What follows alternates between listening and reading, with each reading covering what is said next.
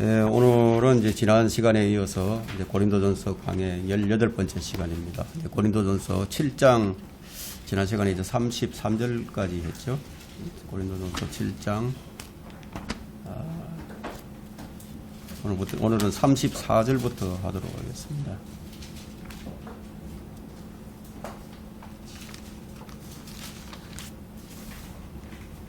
34절, 35절. 부인과 처녀와는 차이가 있느니라. 혼인하지 아니한 여자는 주의 일을 염려하여 몸과 영을 다 거룩하게 하지만 혼인한 여자는 세상에 속한 일들을 염려하여 어떻게 하면 남편을 기쁘게 할까 함이라. 35절에는 내가 이것을 말하면 너희 자신의 유익을 위함이요 너희에게 올무를 씌우려는 것이 아니니 합당히 처신하여 마음에 흐트러짐이 없이 주를 섬기게 하려 함이라. 이제 부인과 처녀와의 이제 차이를 지금 논하고 있는데, 주님을 섬기는 데 있어서 독신자보다는 이제 기혼자가 더 유리한 조건을 가지고 있다는 것을 이제 말하고 있는 겁니다. 조건적인 면에서의 부인과 차이가 있는 것이지 어떤 신분에 있어서 차이가 있는 것은 아닙니다. 부인은 독신으로 사는 이제 처녀들에 비해서 신경이 쓸 일이 많죠.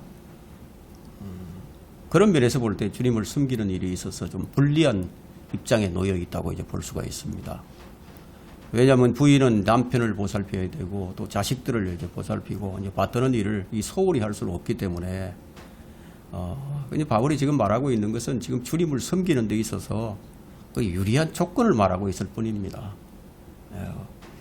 이제 그의 관심사가 뭐였냐면은 하나님께 속한 일들을 염려하고 또 어떻게 하면 주님을 더 잘 섬기고 또 어떻게 하면 주님을 더 기쁘시게 할 수 있을까. 이것이 이제 바울의 관심사였습니다. 사람들이 주님을 섬기는 데 있어서 한길 같은 마음을 가지고 있다면은 기혼이냐 독신이냐 이것이 문제가 되지 않겠죠. 그래서 7절에는 이제 이런 이제 말씀이 있었습니다. 7절에 보시면 나는 모든 사람이 나와 같기를 바라나. 모든 사람이 나와 같기를 바라나. 사람마다 하나님께로부터 받은 자기의 적합한 은사가 있어서 이런 사람도 있고 저런 사람도 있느니라. 이제 이렇게 말을 하고 있죠. 그렇기 때문에 각자가 합당히 처신을 해서 그 마음에 흐트러짐이 없이 하라는 얘기예요. 문제가 어디에 있죠? 이제 마음가짐에 있는 거예요. 36절 한번 볼까요? 36절에 그러나 만일 어떤 사람이 자기 처녀딸이 꽃다운 시기도 지나고 또 그렇게 할 필요가 있어서 그녀에 대해 합당치 아니하게 처신하고 있다 생각한다면 그가 원하는 대로 해도 죄짓는 것이 아니니 그들로 혼인하게 하라는 거예요. 부모의 입장을 지금 말하고 있죠. 부모가 믿음 좋은 부모가 자기 딸이 이제 주님을 섬기는 일에 있어서 더 효율적으로 주님을 섬기려면은 결혼을 하지 않는 것이 더 좋지 않을까. 그런 생각에서 결혼 정년기가 지나도록 결혼을 시키지 않는 거예요. 그런데 부모의 뜻과는 달리 이제 딸이 부모의 결혼을 하기를 이제 원할 때 그때는 이제 가정에 이제 갈등이 이제 생기기 이제 마련이죠. 그렇다면 그런 갈등을 생기게 하지 말고 그 딸로 하여금 이제 혼인을 하게 하라고 성경이 지금 권면을 합니다. 그렇게 한다고 해서 죄 짓는 일도 아니라고 성경은 지금 분명하게 이제 말하고 있습니다. 하나님께서는 이제 우리 인간의 이제 일상적인 삶에 불필요한 그런 문제들이 생기고 또 그리고 그것으로 인해서 이제 가정의 화평이 이제 깨지는 것을 이제 결코 이제 원치를 않습니다. 그래서 모든 것을 좀 순리대로 하라. 하나님께서 우리들 각자가 스스로 이제 합당하게 살아가도록 이제 요구하실 뿐이지 결코 무리한 일을 이제 강요하시는 분은 아닙니다. 부모의 입장에서 볼 때는 딸이 결혼을 하지 않고 주님을 섬겼으면 참 좋겠는데 또 딸은 그렇지가 않죠. 부모의 입장에서 볼 때는 그게 합당하죠. 그러나 딸의 입장에서 볼 때는 그게 합당한 게 아닙니다. 딸은 그런 마음이 없는데 결혼을 하고 싶은데 만일 어떤 특정한 사람의 그 딸에 대해서 하나님께서 또 특별한 그 뜻이 계셔서 그녀가 이제 혼인하는 것을 이제 원치 않는다면, 그렇다면 어떻게 하시겠어요? 하나님께서 적절한 방법으로 그 딸을 이제 인도해 나가시겠죠. 이러한 하나님의 의도와는 아무런 상관이 없이 인간이 스스로 이제 생각을 하고 또 스스로 합법하다고 생각을 하면서 행동을 한다면 그것은 오히려 하나님의 뜻을 이제 무시하게 되는 그런 결과가 되고 말겠죠. 그래서 하나님께서는 인간이 이렇게 사는 것을 이제 원치 않으신다는 거예요. 하나님께서 하나님께 진정으로 순종하는 이제 신실한 그리스도인은 모든 것을 하나님의 뜻에 맞춰서, 하나님의 계획에 맞춰서 그렇게 행동을 하고 또 주님을 따라가는 사람이지, 결코 이제 하나님의 의도와는 상관없이 그렇게 사는 사람은 아니라는 겁니다. 우리 37절 한번 보세요. 그러나 그가 마음을 굳게 정하고 결혼을 하지 않기로 딱 마음을 굳게 정하고 아무런 필요성도 느끼지 아니하며 자신의 의지를 관장할 수 있어서 자기 처녀 딸을 그대로 남겨두기로 작정했어도 잘하는 일이라는 거예요. 잘하는 일이다. 부모가 그렇게 하는 것도 잘하는 일이다는 거예요. 자, 이 경우는 이제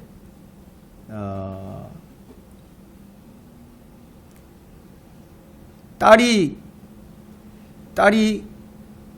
혼인을 하지 않기를 원할 경우예요. 자기가 독신으로 살면서 주님을 섬기는 일에만 이제 전념하기를 이제 바란다는 거죠. 이런 사람들은 이제 자신의 그 육체적 욕망을 제어할 줄 안다면 구태여 억지로 부모가 그 딸을 시집 보내려고 이제 강요하지 말라는 겁니다. 왜 시집을 안 가고 그렇게 있느냐? 시집을 가야지. 이렇게 이제 강요하지 말라는 겁니다. 38절에 보면 그건 이제 반대가 나오죠. 그러므로 시집 보내는 자도 잘하는 것이지만 시집 보내지 아니하는 자는 더 잘하는 것이니라. 자, 이 구절을 이제 딸을 시집 보내지 않는 편이 시집 보내는 편보다 더 낫다는 식으로 이제 오해해서는 안 됩니다. 바울이 지금 무엇에 초점을 맞추고 있는지 우리가 그것을 좀 간파를 해야 합니다. 딸이 시집 가기를 원치 않고 주님 섬기기로 이제 마음이 굳게 작정을 했는데도 만약 부모가 그 딸을 왜 시집을 안 가느냐고 시집을 보낸다면 그 딸의 그 견고한 믿음을 파괴시키는 일이 되고 가로막는 일이 되겠죠. 딸이 그런 마음을 가지고 주님을 전적으로 섬기기 위해서 독신으로 살겠다. 그렇게 마음의 결정을 내린 거기에 하나님의 특별한 의도가 만일 개입되어 있었다면 어떻게 하겠느냐는 거예요.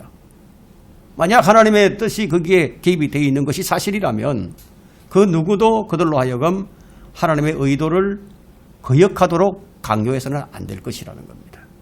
바로 이런 점에서 바울은 시집 보내지 아니하는 자는 더 잘하는 것이라고 지금 말하는 것이지,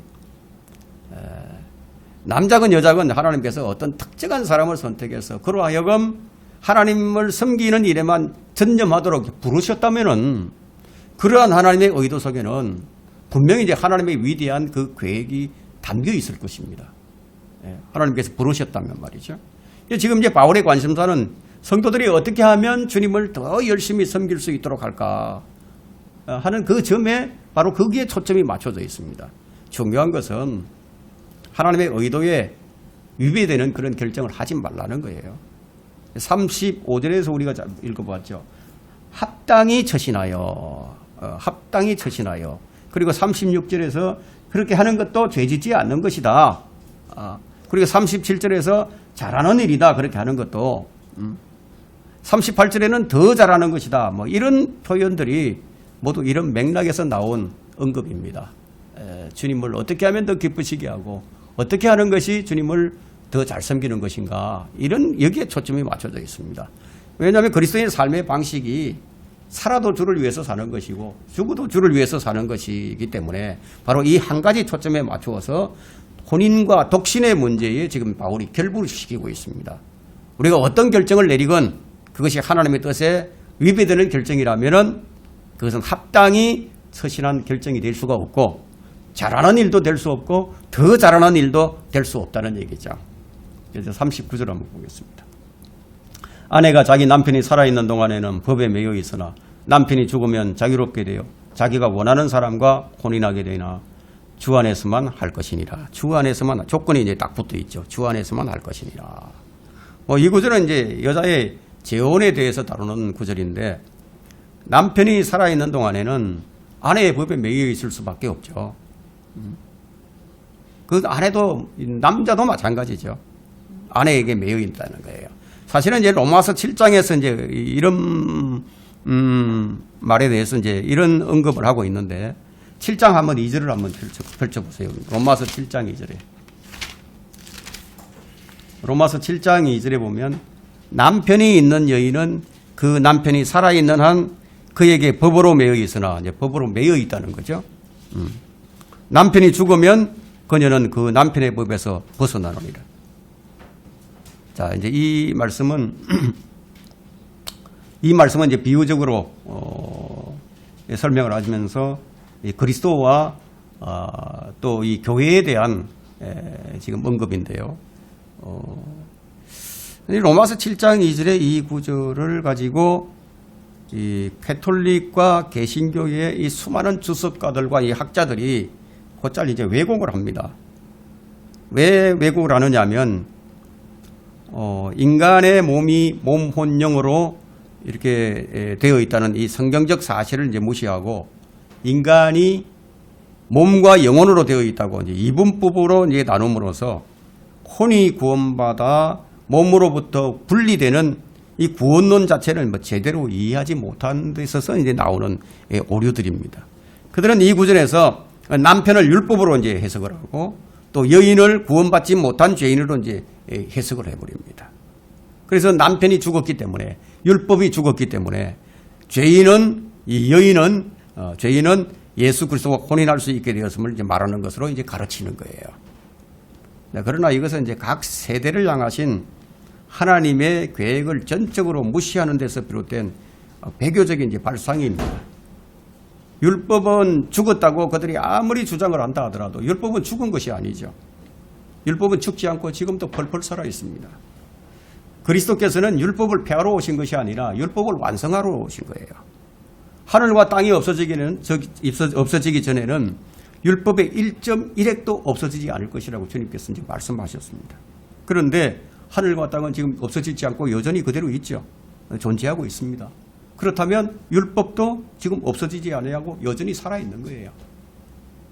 이 로마서에서는 이제 이 부분을 우리의 구원과 관련하여 다루고 있지만 오늘 이 고린도전서 이제 이 7장에서 7장 39절은 문자 그대로 실제적인 상황을 지금 다루고 있습니다.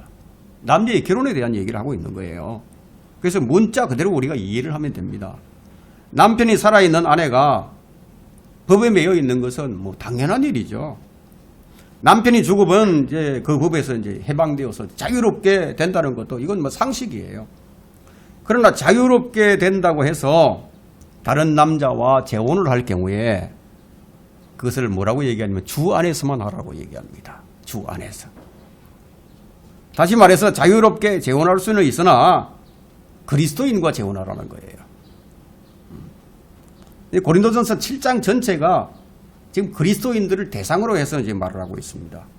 그리스도인 아내가 이 남편이 죽었다 이거예요. 그러면 남편이 죽으니까 자유롭게 되었죠. 그렇다고 해서 뭐 그리스도인의 신분이 바뀌는 것은 아니잖아요. 여전히 그리스도인이죠. 그렇다면 재혼을 할 경우에도 자기 신분에 합당한 남자를 택해야 되겠죠. 그리스도인은 그리스도인과 결혼해야 된다는 거예요. 그건 당연한 일입니다. 그리스도인이 그리스도인과 결혼해야 한다는 것은 뭐 초혼일 경우에도 이제 마찬가지예요. 고린도후서 6장 14절에서 그렇게 말씀하고 있죠. 믿지 않는 자들과 멍에를 같이 매지 말라고. 자, 40절을 한번 보겠습니다. 마지막 절에. 그러나 내 의견을 따라 그녀가 그대로 사는 것이 더 행복하니라. 나도 내가 하나님의 영을 받은 줄로 생각하노라. 이제 마지막으로 이제 바울은 자신의 의견을 지금 피력하는데 그냥 혼자 사는 것이 더 행복하니라. 더 행복하다는 것은 우리가 앞에서 살펴본 바와 같이 혼자 사는 편이 이제 여건상 주님께 속한 일을 염려하고 주님을 섬기고 주님을 기쁘시게 해드릴 수 있는 일을 하는 데 있어서 그만큼 좀 유리하다는 점에서 이제 하는 말이에요. 이처럼 바울이 이제 내 의견에 따라서 말을 하고 있지만 그것은 하나님의 허용함에 의한 것입니다. 6절에서 우리가 살펴봤죠. 6절에서 보면 내가 이 말을 하는 것은 허용함에 의한 것이요 명령에 의한 것이 아니라고. 허용함에 의한 것이다. 주께서 말씀하시는 것이 아니고 내가 말하노니 하고 12절에도 말을 했습니다. 그리고 25절에서는 주의 자비를 받은 신실한 자로서 내 의견을 이렇게 말을 하고 있죠.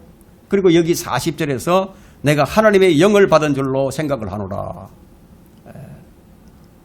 이런 말을 이제 덧붙여 줌으로써 자신의 말에 영적 권위를 지금 부여하고 있는 것을 알 수가 있습니다. 주님께서 하시는 말이 아니라는 말은 그게 뭔 말이냐면 그가 갖고 있던 구약 성경에는 이러이러한 것에 대해서 이제 기록하고 있지 않았지만 자신이 하나님의 위임에 따라서 하나님의 영감에 의해서 이 말을 하고 또 이런 성경을 기록하고 있다는 것을 지금 분명히 해두고 있는 겁니다.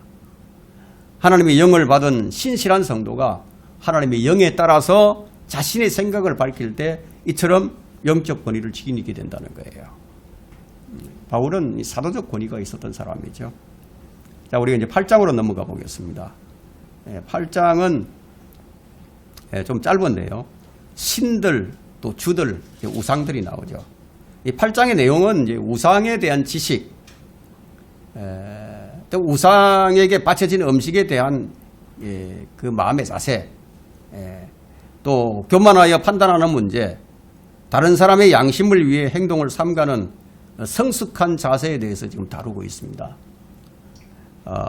이제 1절을 한번 보겠습니다. 우상들에게 바쳐진 것들에 관하여는 우리 모두에게 지식이 있음을 알거니와 지식은 교만하게 하지만 사랑은 세워주느니라. 이 구절은 이제 여러분들이 꼭 암송을 해둬야 됩니다. 왜냐하면 지식은 교만하게 만든다는 것. 오늘날 지식을 가진 사람들이 엄청 교만하죠. 모든 것을 다 아는 것처럼 자신이 최고인 양 그렇게 어서대죠. 그런데 그런 사람들을 보면은 사랑이 없어요. 지식을 많이 가진 사람들의 특징이 뭐냐? 사랑이 없다는 거예요. 그냥 아무것도 아니라는 거예요. 자, 여기서 이제 우상에게 바쳐진 재물에 관한 문제가 고린도 교회에 이제 대두되었는데, 자, 이 서신에 이런 글이 써져 있다는 것을 볼 때, 그 고린도 교회에 우상 재물을 먹느냐 마느냐, 뭐 이런 문제들이 그들의 문제들 가운데 가장 하나의 큰 문제가 되었다는 것을 이제 보여주고 있습니다. 그런데 이제 바울이 뭐라고 얘기하고 있냐면 우리 모두에게 지식이 있음을 알거니와 라고 했죠. 우리 모두에게 지식이 있다. 그걸 먹을 것인지 말 것인지 우상 제물에 대해서 이제 안다는 거죠. 이 지식은 우상에게 바쳐진 제물에 관한 지식을 말하고 있는데, 이런 지식은 우리 모두라는 단어를 썼기 때문에 구원받은 사람이라면 이런 뜻이 되죠. 구원받은 사람이라면 우상들에게 바쳐진 것들이 어떤 의미를 갖고 그 음식을 어떻게 대해야 할 것인지는 다 알고 있는 지식이라는 거예요. 이것을 기록하면서 바울은 덧붙여서 지식과 사랑을 대조시키면서 지식은 교만하게 한다고 지금 말을 하고 있습니다. 사랑이 없는 지식은 그를 교만하게 만들죠. 세워주지 못하는 지식이라면요, 그런 지식은 결국은 자신을 내세우는 것이 됩니다. 물론 지식은 중요합니다. 하지만 그보다는 그 지식을 가지고 다른 사람을 세워줄 수 있는 사랑이 더 중요하다는 겁니다.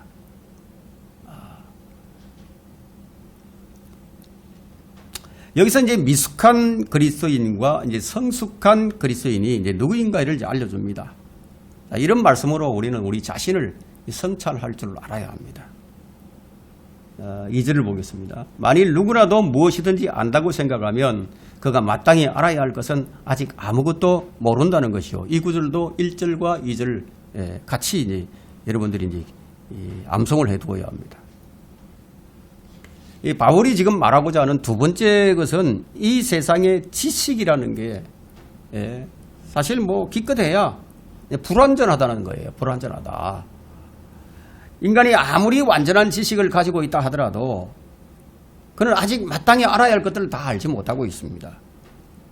여러분, 이 인간이 말이에요. 인간이 우주를 탐사하고 있죠. 근데 이 바다, 지금 이제 우주가 아닌 이 지구에 있는 이 바다에 관한 지식도 사실 바다에 대해서 5%도 채 알지 못한다고 합니다. 그게 미지의 영역이에요, 바다도. 필연코 이 부분적이고 불완전할 수밖에 없는 지식에 대해서 이제 긍지를 갖는다는 것은 사실상 아무런 의미가 없는 일입니다. 또한 이 구절은 아마도 자신이 알고 있다고 생각하는 그 사람은 실제로는 아무것도 알지 못하고 있다는 자라는 것이 이제 바울의 생각이었습니다. 그러니까 이 사실을 깨닫고 있다면은 지식이 있다고 해서 교만하지 말아야 되겠죠. 지식인은 그만큼 많이 배웠다는 것을 이제 뽐내고 있으나 지혜자는 반대로 더 이상 알지 못함으로 인해서 겸손해집니다. 지식인이 되려면은 지혜자가 되게 됩니다. 동시에 지혜자가 되게 됩니다. 8장 3절에 보면 만일 누구라도 하나님을 사랑한다면 그는 그분께 알려진 사람이라. 지식에 반해서 지금 사랑의 영향력을 지금 말하고 있는데 사랑의 영향력은 지금 영원한 것을 말하고 있죠. 바울은 여기서 누구든지 하나님을 사랑하면 참된 지식을 갖고 있다고 말을 하는 대신에 뭐라고 얘기하느냐면 누구든지 하나님을 사랑하면 하나님께서 아시는 사람이라고 이제 결론을 짓고 있습니다. 중요한 것이 뭐예요? 우리가 하나님을 아는 것이 아니라 주님께서 우리를 아는 것이 더 중요합니다. 주님께서는 자기의 속한 자들을 다 아신다고 디모데후서 2장 19절에 그렇게 이제 말씀을 하셨습니다. 자, 주를 진실로 사랑을 하게 될 때요.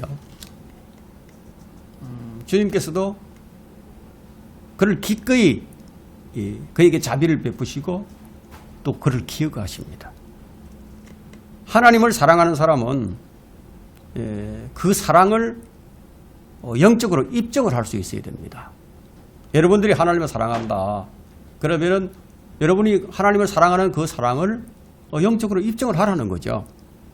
이제 우리는 누가 얼마나 영적으로 하나님을 얼마나 사랑하는가를 우리가 정확하게 이제 알 길이 없습니다. 심지어는 내 자신마저도 하나님을 영적으로 얼마나 사랑하고 있는지 제대로 알기가 참 어렵습니다. 그런데 하나님을 훤히 알고 계시죠. 바울은 이 위의 구절들을 통해서 지식의 지위를 너무 높게 신봉하고 있는 자들, 즉 지식의 힘을 맹종하는 자들을 매우 아주 완곡하게 비웃고 있습니다. 이 나라에도 이 세상에는 보면 뭐 자칭 이제 지식인이라고 많이 배우고 많이 안다고 해서 뽐내는 사람들이 많아요. 그리고 이제 알지 못하는 자들을 비웃고 아주 조소를 하는 그런 사람들이 많이 있죠. 그리스도인들은 이 지식보다는 사랑을 가장 우선적으로 생각을 해야 됩니다. 금상첨화라는 말이 있듯이 사랑을 겸비한 지식이라야 하는 거예요. 빌립보서를 잠깐 한번 찾아보세요. 빌립보서 1장 한번 보세요. 빌립보서 1장에 보시면은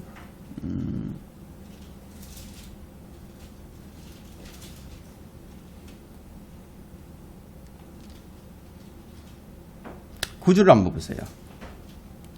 내가 이것을 기도하노니 너희의 사랑이 이 사랑이 어떤 사랑이 되어야 되느냐.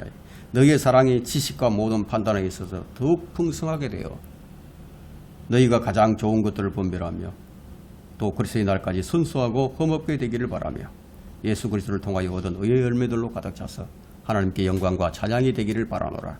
바로 그리스도인의 사랑은 바로 이런 사랑이 되어야 된다는 거예요. 자, 4절을 한번 보겠습니다. 4절. 그러므로 우상들에게 바쳐진 제물을 먹는 일에 관하여 우리가 아는 것은 우상들은 세상에서 아무것도 아니며 하나님은 한 분밖에 계시지 아니한다는 것이라. 예. 저는 뭐 어렸을 때부터 이 우상에게 바쳐진 제물은 아예 먹지를 않았습니다. 누군가가 뭐 가져다 주는 것도 먹지도 않았습니다. 근데 저는 지식이 없는 상태에서 이제 그렇게 한 것이고, 제 생각에는 그 우상에게 바쳐진 제물을 먹어서는 절대로 안 된다. 이제 그런 생각을 이제 가지고 있었던 것이죠.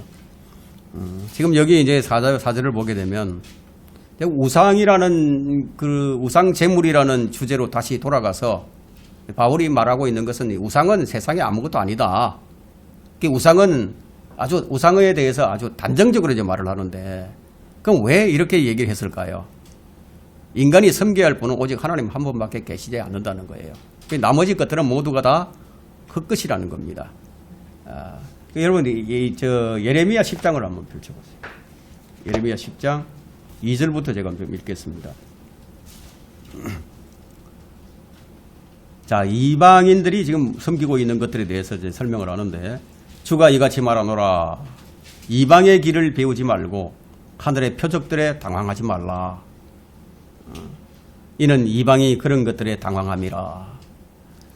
그 백성들의 관습은 헛된 것이니 이는 사람이 숲에서 도끼로 나무를 자르고 기술자가 손으로 만든 작품이라. 그들이 그것을 은과 금으로 꾸미고 목과 망치로 고정시켜 움직이지 않게 하는도다.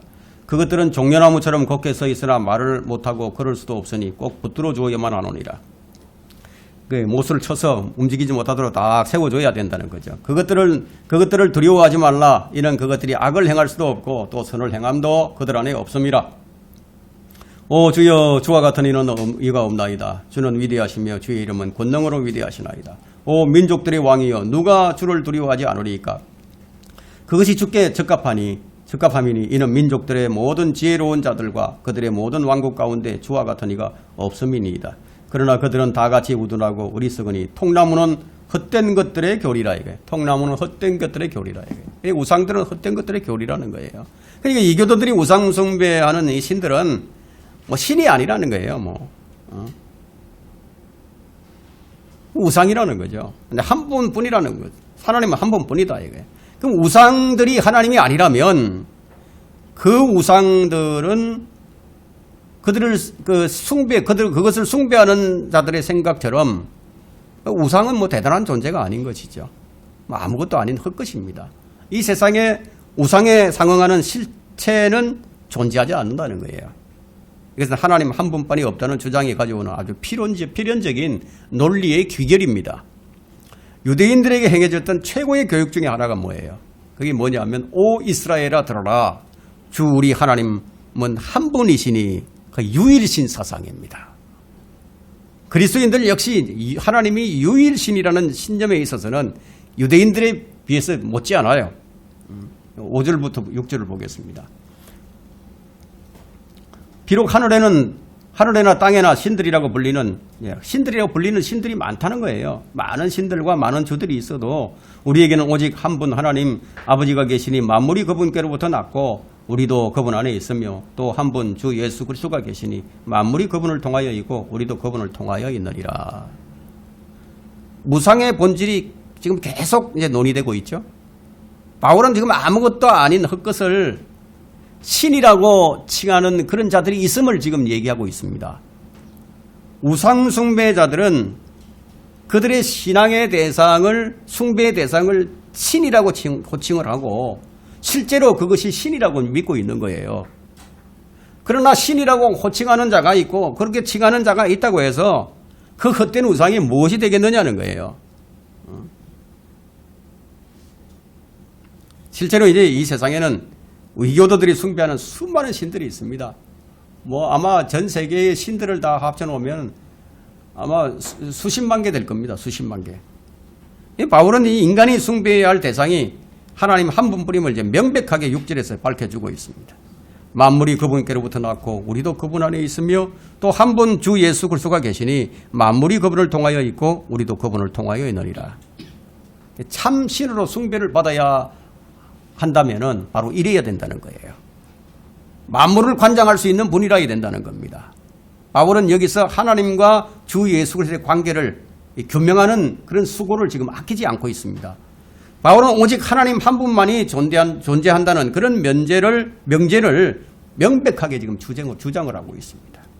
그렇게 주장함과 동시에 주 예수 그리스도를 어디에 포함시키느냐? 하나님 한 분에 지금 포함시킨다는 거예요. 또한 만물이 그에게서 났다는 것은 어떤 의미가 있느냐? 창조주로서의 예수 그리스도를 가리키고 있습니다. 만물은 아버지 하나님으로부터 시작이 되어서 아들 예수 그리스도를 통해서 이루어집니다. 고린도후서 5장 우리도 그분을 통하여 있느니라. 이 말씀은 우리 그리스도인들은 예수 그리스도를 통해서만 생명을 가지게 됨을 이제 암시해 주는 구절입니다. 우리가 그리스도 안에서 새로이 창조됨을 언급하는 이런 말이기도 하죠. 누구든지 그리스도 안에 있으면 새로운 피조물이라. 새로운 창조물이 된 것을 언급합니다. 7절을 봅니다. 8장 7절에 그러나 음식은 우리를 하나님 앞에 내세우지 못하나니 우리가 먹는다고 해서 더 나아질 것도 없고 먹지 아니한다고 해서 더 나빠질 것도 없느니라.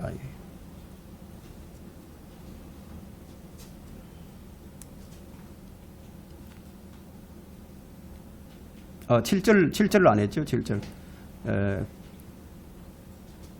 그러나 이 지식은 사람마다 있는 것이 아니기에 어떤 사람들은 우상에게 바쳐진 것으로 알고 지금까지 우상에 대한 양심을 가지고 먹었으므로 그들의 약한 양심이 더러워졌느니라.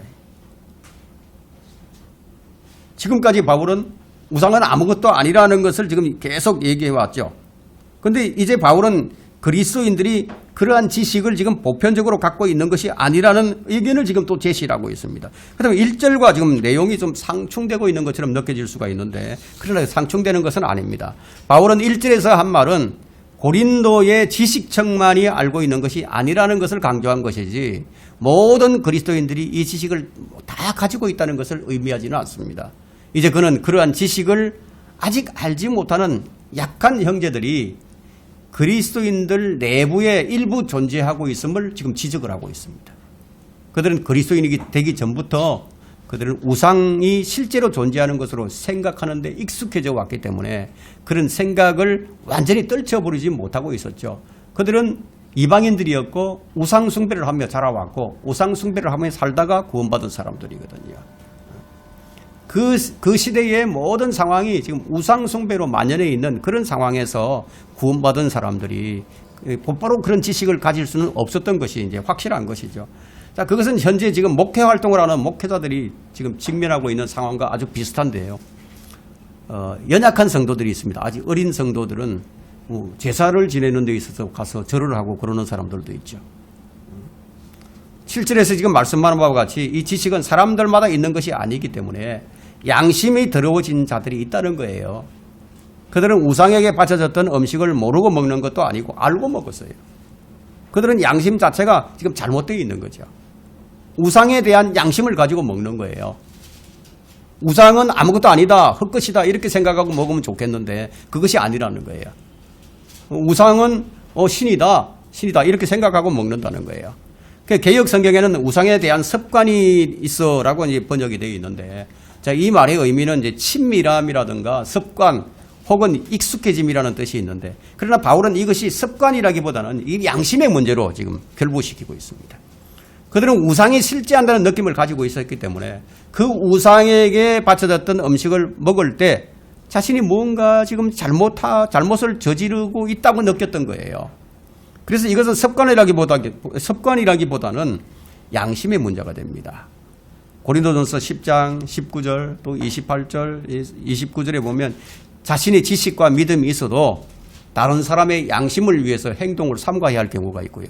사도행전 21장 21절에는 구원의 문제와 관련 없는 율법들은 지켜져야 한다고 되고 있고요. 또 골로새서 2장 14절과 15절 16절은 음식 등으로 판단을 해서 안 된다고 말을 하고 있습니다. 우상에게 바쳐졌던 음식이라고 해서 거기에 특별한 의미를 부여하고 먹기를 꺼린다는 것 자체가 사실 아무것도 아닌 우상에게 특별한 의미를 부여한 것이 되기 때문이에요. 이렇게 되면 그리스도인들도 우상에 대해서 약한 양심을 갖게 됩니다. 이처럼 약한 양심을 갖게 되면 바로 여기에서 이제 문제가 생겨나게 됩니다. 우상에게 바쳐졌던 음식을 먹건 안 먹건 뭐 그것이 문제가 되지 않습니다. 문제는 뭐냐 이거예요. 믿음이 있느냐 없느냐는 거예요. 믿음으로 하느냐 안 하느냐 이거예요. 이제 8절을 봅니다. 그러나 음식은 우리를 하나님 앞에 내세우지 못하나니 우리가 먹는다고 해서 더 나아질 것도 없고 먹지 아니한다고 해서 더 나빠질 것도 없느니라. 하나님 앞에 내세울 수 있는 것은 믿음이지 음식이 아니라는 겁니다.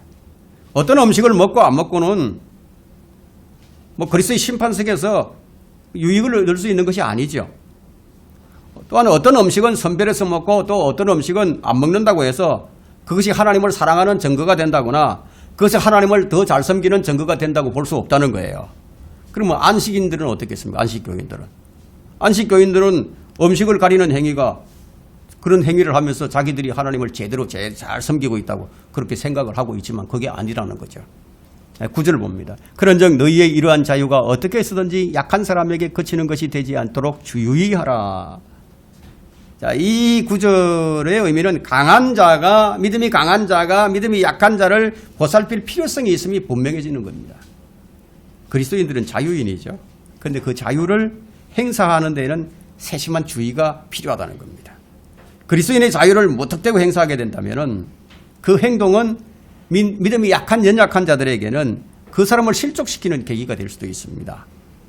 그래서 로마서 14장 1절에는 믿음이 연약한 자를 너희가 받아들이되 의심스러운 쟁점은 피하라고 하고 있고 로마서 14장 13절에는 그런즉 우리가 더 이상 서로를 판단하지 말고 도리어 형제들 앞에 그치는 것이나 방해물을 놓지 아니하였는지 판단하여야 하리라.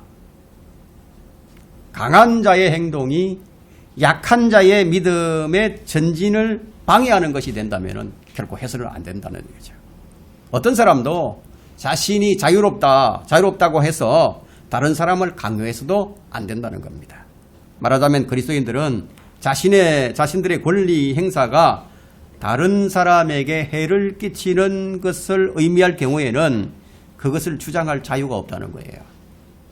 우리가 판단해야 할 것은 우리의 말과 행동이 다른 사람들에게 걸림돌이 되어서 그 사람을 넘어뜨리게 하는 것이 되어서는 안 되기 때문에 그래서 우리 자신을 스스로 한번 판단을 해보라.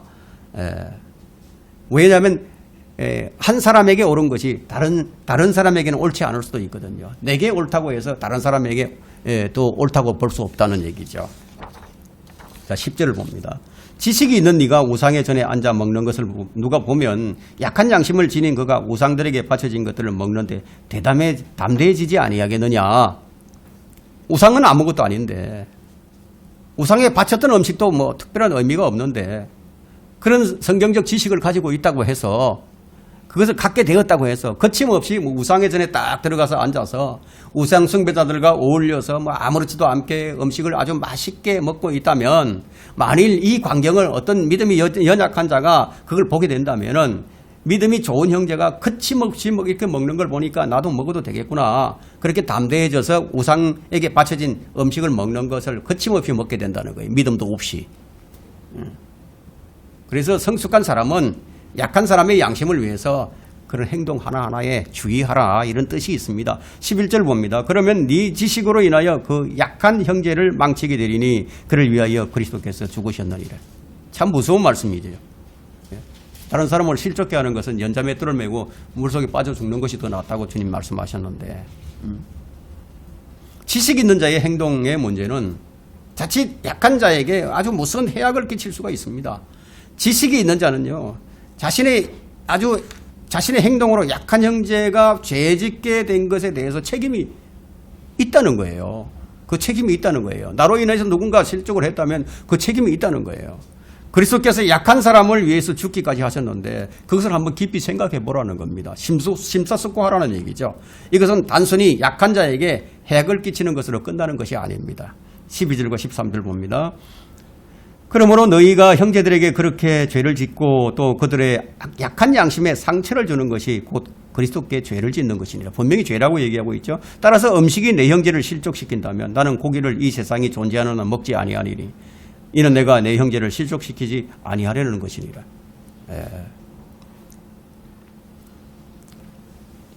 형제에 대한 죄는 그 죄를 그리스도께 죄를 짓는 것으로 지금 연결시키고 있는데 약한 형제들도 그리스도 안에 있는 것이고 구원받은 사람은 다 강하든 약하든 다 그리스도 안에 있는데 그들에게 행해진 이 악영향은 곧 주님께 행한 것이 되어버리기 때문에 자, 일반적으로 사람들은 자신과 직접 연관성이 없는 어떤 성도들을 중요하게 여기지 않게 됩니다. 그러나 모든 성도들은 동일하게 중요한 거예요. 그리스도께서 그 안에 살고 계시기 때문에 우리는 그들을 우리의 구성원으로서 존중해야 됩니다. 그들을 혹시 이제 우리가 경시함으로써 주님께 죄를 짓는 일은 우리가 삼가해야 된다는 겁니다. 우리가 13절은 이제 전체 8장 전체를 통해서 내리는 결론인데 자신이 최선을 다해서 약한 형제들을 방해하지 않도록 하라는 것인데 이런 경우가 참 많아요. 교회에 대한 불평을 약한 자들과 함께 공유하는 행위들입니다. 특히 자녀들에게 그런 얘기를 하게 되면요 상처를 입어버립니다. 믿음에서 떠나버리게 된다는 거예요. 본문은 지금 우상에 대한 내용이지만 교회 안에서 발생하는 문제들은 참 다양하게 일어납니다. 이 모든 분야에서 다른 사람에게 해를 끼칠 것인지 아닌지를 늘 깊이 생각하고 또 생각해야 할 사안이 이제 분명해지고 있습니다. 바울은 음식이 내 형제를 실족시킨다면 나는 이 고기를 이 세상이 존재하는 한 먹지 아니하라는 말로 8장의 결론을 내리고 있는데 8장을 통해서 바울이 주장하고 있는 행동 원리는요. 실제 생활에 있어서 매우 중요합니다. 지식이 있는 그리스도인들이 약한 자로 하여금 죄를 지켜야 할 그런 그런 행동을 할 그런 경우가 참 많이 있습니다. 그렇다고 해서 지식이 있는 자가 항상 약한 자에게 속박되어야 한다는 것은 또 아닙니다. 그러나 강한 자는 약한 자들에 대해서 그리스도의 사랑을 가지고 신중하게 행동을 해야 됩니다. 8장에서 지금 논의된 것과 같이 강한 자는 약한 자의 양심을 고려해서 행동하는 것이 좋습니다. 실제 자신의 권리를 마땅히 주장하는 것들이 전혀 도움이 되지 않는 경우들이 참 많이 일어납니다. 별것도 아닌 걸 가지고 주장을 하다가 상처를 입히는 그런 경우가 참 많이 있습니다. 우리는 8장의 이와 같은 논지를 로마서 14장의 내용과 비교해 볼 수가 있는데 바울은 그것에서도 강한 자가 취해야 할 행동에 대해서 이렇게 말을 합니다. 로마서 14장 14장 1절에 믿음이 연약한 자들을 너희가 받아들이되 의심스러운 쟁점은 피하라. 이거 우리가 지금 주의해야 됩니다. 의심스러운 쟁점은 논하면 안 된다는 거예요. 그런데 우리가 더 이상 서로를 판단하지 말고 도리어 형제들 앞에 거치는 것이나 방해물을 놓지 아니하는지 판단해야 하리라. 로마서 14장 13절입니다. 성경은 지금 이렇게 말씀하고 있지만 오늘날 성경적 지식을 좀 안다고 하는 사람들이 다른 사람들을 많이 실족시키죠. 자신은 정당하게 합법적으로 일을 했는데 그것이 다른 사람을 옳지 않은 길로 이끄는 일들이 지금 많이 발생하고 있는 것이 사실입니다. 바로 이것을 바로잡기 위해서 바울은 이 8장의 내용을 오늘 기록했던 것입니다. 오늘 여기까지 하겠습니다.